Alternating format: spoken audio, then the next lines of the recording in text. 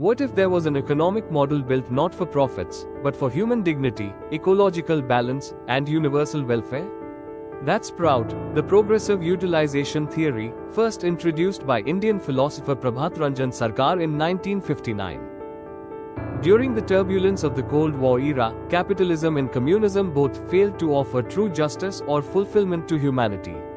In response, Sarkar proposed Prout, a new socio-economic theory to overcome the flaws of both systems and offer a path toward equitable and rational resource distribution. Prout rests on a spiritual worldview. Sarkar taught that the universe is an expression of cosmic consciousness. Humanity is not owner, but steward of creation. Grounded in New Humanism, Prout expands humanism to include compassion for all living beings, plants, animals, the earth itself. Prout is structured around 5 key principles. 1. No physical wealth accumulation without consent of society.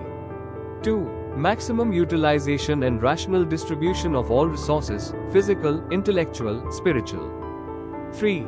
Full development of individual and collective potential. 4. Balanced adjustment among levels of resource use. And 5. Adaptability. Utilization must evolve with changing time, space, and form. Prout promotes a 3-tier economy. Public sector, taking care of electricity, transport, key resources run for no profit, no loss. Cooperatives, involves local producers and consumers working together to meet essential needs.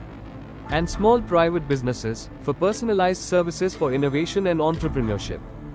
This layered structure fosters fairness, local self-reliance, and community wealth. Prout insists that economic power belongs to communities, not just national or corporate elites. Local regions called samajas plan resource use and production. Their goal is to have 100% employment, with every able person engaged in meaningful work.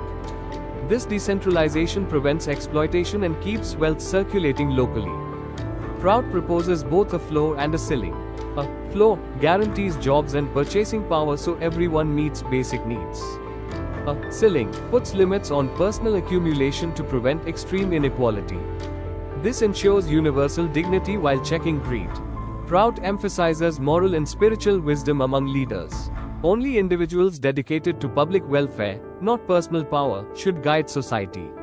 This counters the self-serving politics seen in profit-driven systems.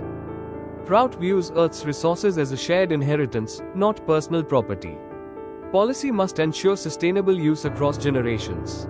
Exploitation for short-term gain is rejected in favor of long-term ecological balance. Today, we face inequality, ecological collapse, and societal alienation.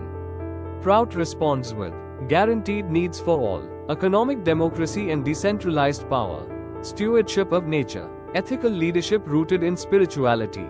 Prout is not utopian, it's a practical roadmap based on ethics, cooperation, and human potential.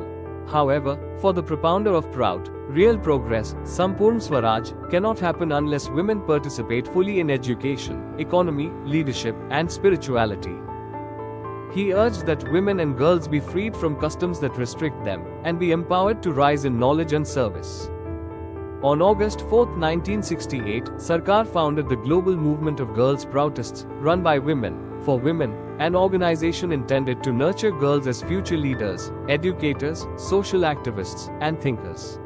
Under this framework, young women are encouraged to join local samaja activities, cooperate in community service, and develop moral courage to fight social injustices.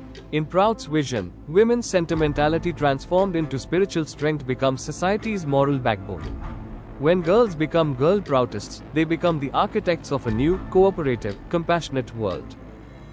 They are not just beneficiaries of change, they are the agents of change.